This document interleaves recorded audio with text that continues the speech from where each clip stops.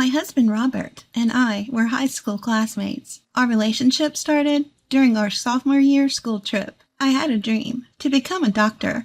At the same time, Robert had his own dream. He wanted to be a lawyer. We each pursued our dreams and enrolled in our respective universities.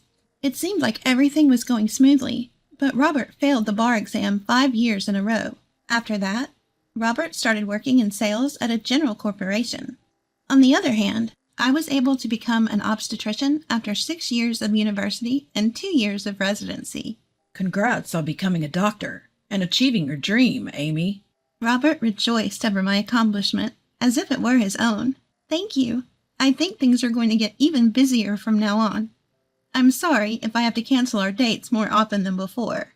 I had been called in for some emergencies several times during my residency. As a full-fledged doctor, I would have to work with more responsibility, especially in obstetrics. We can't schedule a baby's delivery date. We have to be ready 24/7, 365 days a year, whenever the baby decides to be delivered. There would be no time for dates or anything like that. Feeling guilty, I apologized to Robert. He replied, So, why don't we just get married? Huh? Get married? Yeah, that way we can always be together. You can go to work whenever you need to. If we have a child, and you suddenly have to go to work, I'll support you. Surprised by the sudden proposal, I felt comforted by his reassuring words. I remember tearfully saying, Thank you. I appreciate it. OB-GYN is the only field that deals with the birth of life. Of course, we also treat diseases, but there's a joy in this field that can't be found anywhere else. It's a job I could call my calling. I'm currently 35 years old. I've been working as an OB-GYN for 9 years now. I've witnessed many births and delivered many babies. However, Robert and I have been married for 7 years, and we don't have any children. We both love kids, and Robert was eager to have many when we first got married, saying, I want a lot of kids. I'll work hard. But that enthusiasm has faded over time. I thought that having children was a blessing, and there was nothing we could do about it. But that no longer seemed to matter. Recently, we hardly ever go out together on our days off. Robert seems to be busy with something in his room all the time. He has put a lock on his room and always locks it when he is inside. We used to sleep together in the same bedroom when we first got married, but because of my work, I sometimes had to leave the house in the middle of the night, so we decided to sleep in separate rooms to avoid disturbing Robert. Also, when I work late or night shifts and I'm not home, Robert also comes home late. I know this because we have a dog at home. We've installed a pet cam in the living room where the dog's kennel is, so we can always watch our pet. The camera is set to send a notification to our phones when someone comes home, so I always know when Robert gets back. Of course, Robert knows about this camera, and we can both view it from our phones. One day, I received a notification on my phone at an unusual time. It was on a day when I was working a night shift, but it seemed like Robert had returned home at the usual time. Normally, I wouldn't mind, but the sound of that notification felt odd. Since I was on break, I immediately checked my phone. On it was a video of my husband and a woman's legs in a skirt. What's this? I inadvertently exclaimed aloud in the break room. The other nurses around me asked what was wrong, but I replied with a feigned smile saying it was nothing. After that, the notifications of Robert getting home at the usual time hit more often on the days I worked night shifts. However, whenever I checked, only the woman's feet were visible. Even if I confronted him about it, I thought Robert would play dumb.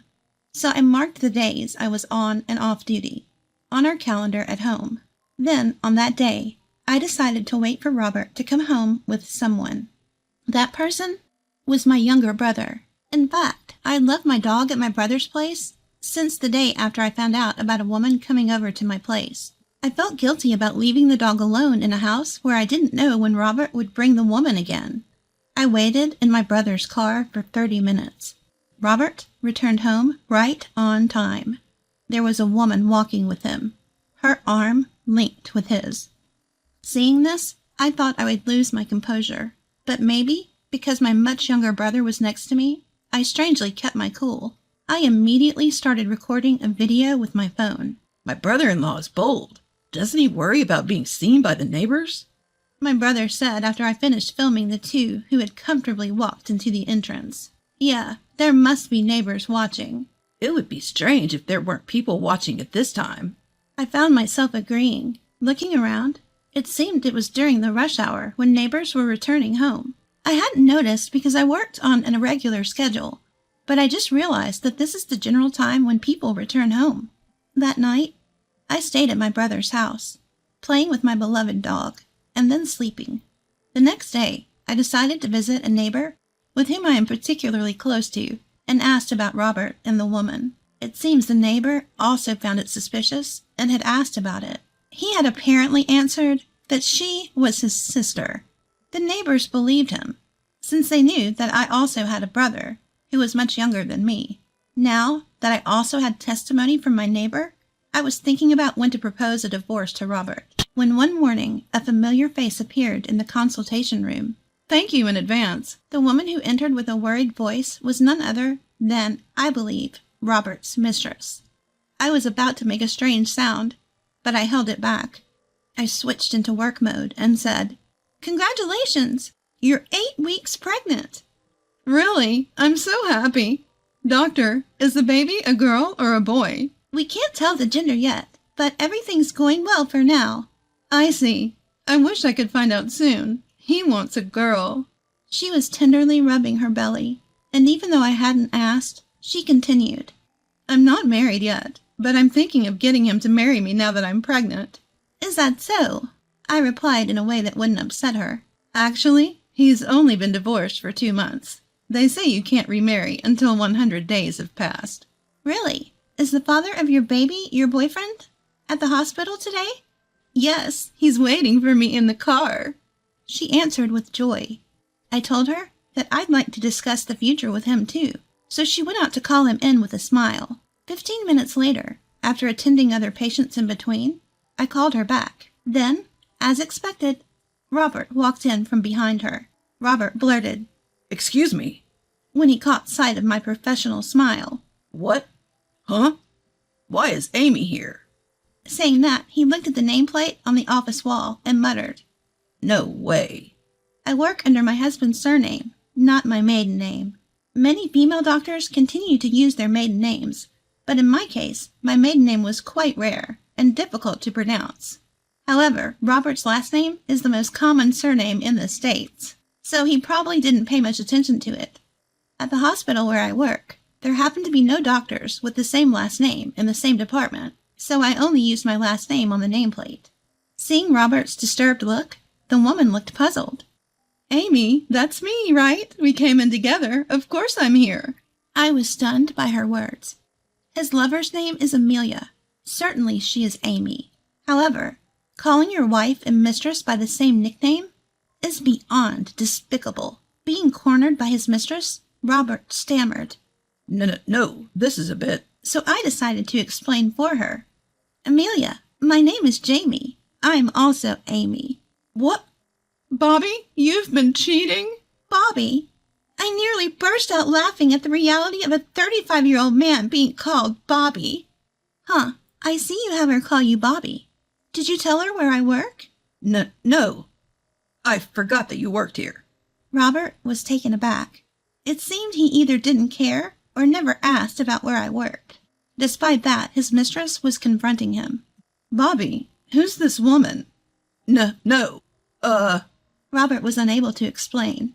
Well, that's not surprising, considering that, according to the story I just heard from his mistress, Robert has been divorced from me for the last 2 months. Faced with Robert's silence, I decided to confront the mistress with reality. "Amelia, I am Robert's wife." "What? Robert? So you lied about getting a divorce to marry me?" That's when Robert spoke up. "That's not it. For now, just be quiet, Amy." "What are you talking about? We need to clarify this. You've been deceiving me, haven't you?" "I said be quiet." Robert seemed very flustered. Well, of course he would be. No one could remain calm while being accused by their mistress in front of their wife. "When did you start seeing Robert?" "About a year ago."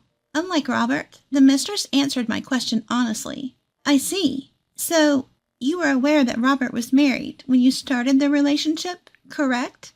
But Bobby said that his wife was constantly cheating and their marriage was already in ruins. Regardless, having a relationship while knowing he's married, your act is subject to compensation. I responded with a smile on my face. But he's already divorced, right?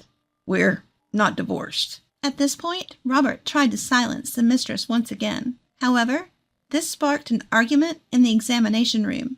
Several nurses noticed the argument and came into the room. Since this could interrupt subsequent consultations, I called for security to escort the two out. That night, I decided to have a discussion with the two of them at a coffee shop. I thought about some strategies and called my brother during lunch to explain the situation and ask him to join the discussion at night. After hearing the whole story, my brother asked, I know it's a weird question, but why did you guys not have any kids? Upon hearing that, I exclaimed, "That's it. Thank you, little brother," and embraced my brother in a childish way, ruffling his hair. This would certainly be another blow to Robert. Stop it! My brother pushed me away, but left me with some supportive words. Let me know if there's anything I can help with. I'm not afraid of anything anymore. From here on out, I'm going to hit them with the most severe punishment. That night, as my brother and I waited for them at the coffee shop, they appeared, and the first thing they said was, You're also having an affair, aren't you? At these words, my brother spoke up. Long time no see, brother-in-law. How have you been? Huh? Brother-in-law? You don't mean? Yes, I was just a teenager when you two got married. My brother and I are 9 years apart. He's grown quite mature over the past 7 years, so I guess it's understandable that he didn't recognize him. Furthermore, my brother added, I'm here today as a witness, so please keep that in mind. Fixing Robert and his lover with a sharp gaze.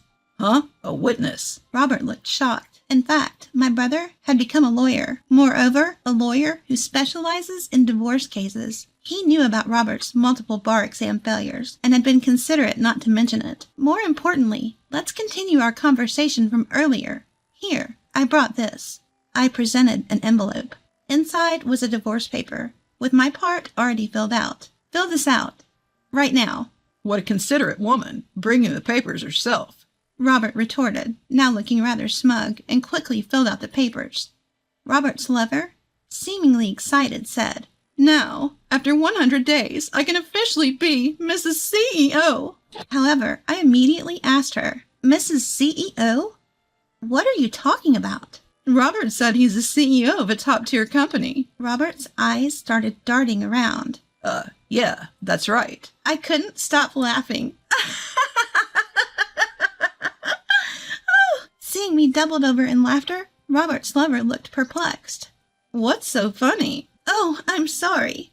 Who did you say is a CEO? Robert's just an ordinary office worker. And the house? It's under my name. Also, there's no waiting period for men to get remarried after getting a divorce. Upon hearing this, Robert's lover was livid. What? Robert, how many times were you gonna deceive me? I've had enough. I thought you loved me. Well, I thought you were rich and had a big house. Otherwise, why would I fall for an old man like you? Seeing the two bicker, my brother and I couldn't help but crack a smile. Now it's time to send my husband further into the abyss. I swiftly handed Robert some documents. What's this now? Robert took it bluntly, tearing open the envelope. Upon seeing the contents, his face turned as pale as a sheet. What is this? Do you remember when we had trouble conceiving and had ourselves checked? This is the result from back then. I didn't mention it because I knew you had some ego. Is this mine? Yes. It seems you can't have children. So who's the father of the child inside her, I wonder? I presented him with the test results we had done years ago. According to the results, Robert was infertile. I had not mentioned it to him since I'd come to realize that even without children, we could still be happy together. Upon hearing the news, the other woman didn't consider her surroundings and began to make a scene. I didn't know you were infertile. Wait, so it's not my kid? Maybe the test results are fake. Robert's lover hit and snapped at him. If you're seedless, it's someone else's. I didn't know who the father was, so I was planning to marry you because you earned the most. Hearing that, both my brother and I were left speechless. The two of them kept arguing, so he tried to calm them down, worried they disturbed the other customers. but they were unstoppable. My brother, as a lawyer, began to explain to them. He said I would be demanding compensation from both Robert and his mistress. The two of them cried, "We don't have any money." But that wasn't my problem. My brother told them if they continued to complain, he'd take them to court, and they finally agreed to pay. The next day, I quickly submitted the divorce papers and kicked Robert out of my house. After that, Robert, who was incapable of doing any housework, couldn't live alone, and was disowned by his parents, and ended up marrying his mistress, Amelia. Moreover, he desperately wanted a child, and decided to raise the unborn child as his own, although they didn't know who the father was. Amelia probably figured it would be cheaper to raise the child together and share the burden of the compensation than to pay it on her own. Robert started working like a mule to pay the compensation for both of them. Once Amelia gave birth, she planned to put the baby in daycare and get a part-time job. Meanwhile, I sold my house and stayed with my brother until I found a new place. As I was preparing to move into my new house, my brother asked me not to leave, but I brushed it off saying, "You'll never get a girlfriend if I'm around." Of course, I took the dog, and we are now living together in our new home. Moving forward, I plan to continue working and being involved in bringing many more lives into the world.